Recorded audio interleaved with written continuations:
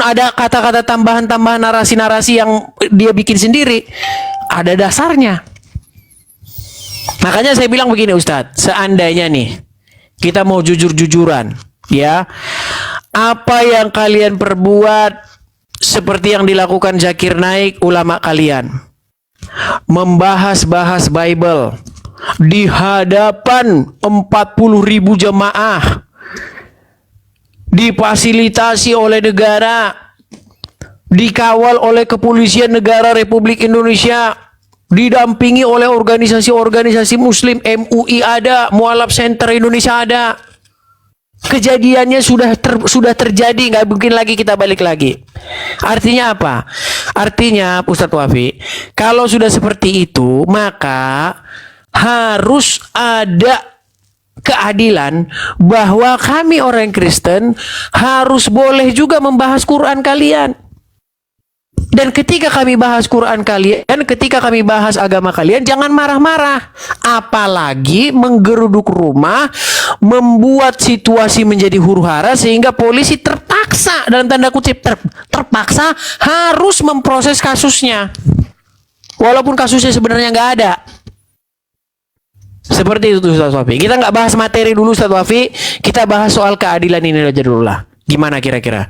Karena saya yakin nih, kalau kami mengundang seorang pendeta membahas-bahas Quran dari Gelora Bung Karno ditonton oleh 40.000 orang Kristen, pasti nanti terjadi yang tidak-tidak.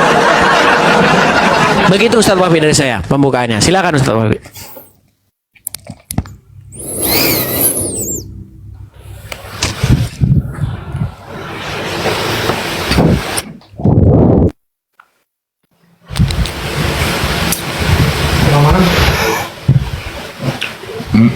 Tunggu ya, tunggu waktunya keluar.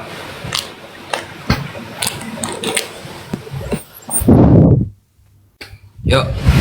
Ya, silakan. Bismillahirrahmanirrahim. Assalamualaikum warahmatullahi taala wabarakatuh bagi kaum muslimin wal muslimat, dan salam sejahtera terhadap teman-teman Kristen semua yang menonton dimanapun kalian berada. Di sini saya Abdul Wafi ingin menyampaikan mengenai tentang apa yang disampaikan oleh Mas Edis terkait ketidakadilan agama, saudara. Jadi begini, setiap perkara di Indonesia itu diatur secara jelas di dalam hukum KUHP. Setiap aturan yang ada di negara Indonesia diatur secara jelas di dalam hukum KUHP. Contoh, saya kasih, penistaan agama. Itu tertulis dalam KUHP 156A, atau juga dibahas pada KUHP 175, 176, dan 177 pada tahun 2003 yang terbaru. Nah, pasal KUHP tentang penistaan agama itu dibahas jelas di dalam undang-undang bahwa ketika ada seseorang menyampaikan sesuatu yang dapat mengotori sebuah agama, dapat merendahkan atau nilainya menghina sebuah agama, maka siapapun berhak dilaporkan, saudara. Mau dari umat Islam ataupun umat Kristen, siapapun berhak. Demo, apakah demo dilarang oleh negara? Tidak, saudara. Kristen mau demo, silahkan. Yang penting ada undang-undang yang melatar belakangi demo tersebut. Bayangkan Mas Edis, kita dijajah 3,5 abad oleh orang Kristen.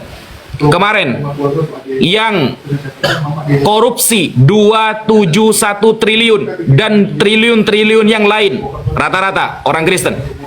Saya anggap dia oknum. OPM yang ada di Papua, dia orang Kristen. Nah, itu adalah oknum-oknum yang kemudian berhak dilaporkan.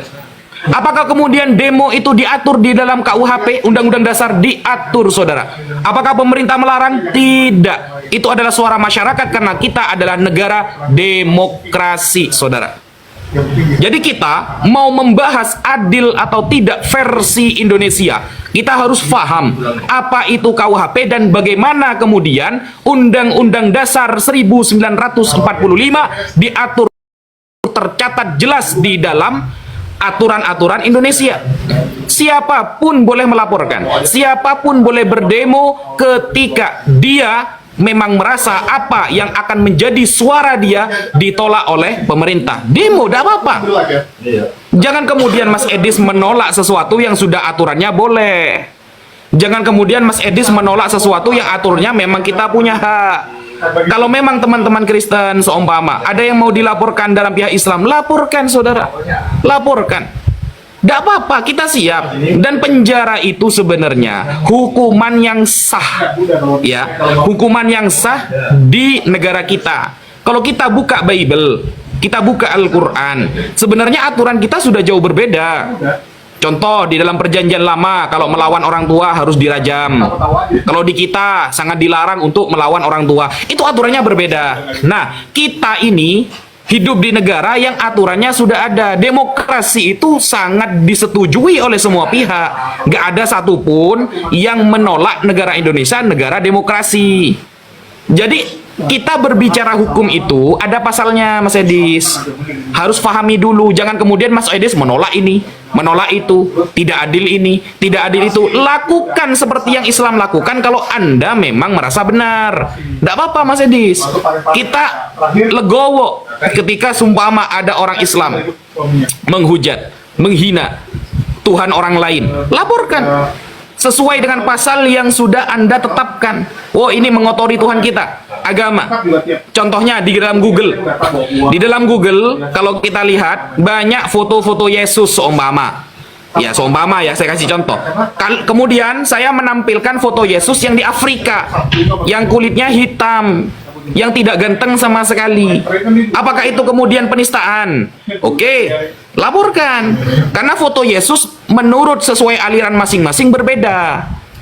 Apakah ketika kita menampilkan Yesus yang dipajang di gereja tidak memakai baju, apakah penistaan? Dibahas begitu. Sekian, terima kasih.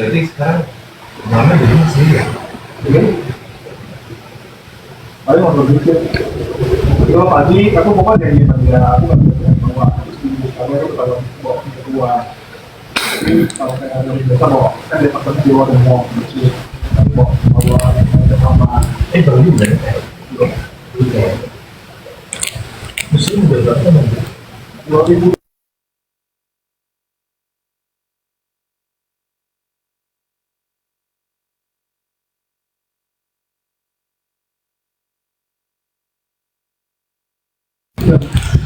Suaranya gak ada Mas Edis, suaranya gak ada.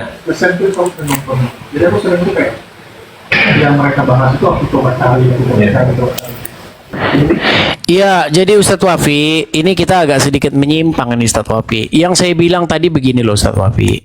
Pertama-tama yang saya katakan kepada Ustadz Wafi adalah soal penistaan agama. Ini kita kok lari ke masalah OPM, lari ke masalah korupsi 271 triliun. Ini nggak nyambung Ustadz Wafi. Saya gimana ini? Apakah memang seluruh kualitas Ustadz seperti ini? Saya agak berat ini kayak gini. Kita kan membahas tentang penistaan agama, bukan membahas korupsi, bukan membahas gerakan separatis. Begini loh Ustaz, kita ini kan sama-sama para pendebat nih, ya kan? Yang jadi masalah itu begini Ustadz Wafi, kalau Muslim bahas Bible seperti yang dilakukan Zakir Naik, ada contohnya langsung loh, difasilitasi oleh negara, ya kan? Kenapa saya katakan difasilitasi oleh negara? Karena menggunakan alat-alat negara. Contoh alat-alat negara yang dipakai itu adalah Kepolisian Negara Republik Indonesia. Dipakai itu untuk mengawal Zakir Naik membahas-bahas kitab suci orang. Ya kan? Nah, lalu diberikan juga fasilitas-fasilitas negara. Contohnya stadion. Karena stadion itu pasti bukan milik pribadi, itu pasti milik negara. Dipakai loh stadionnya itu membahas-bahas Bible, membahas-bahas kitab suci kami orang Kristen. Nah, Itu bukan penistaan agama namanya. Bayangkan Ustadz Wapi, tolong Ustadz Wapi jujur. Kalau sempat ada orang Kristen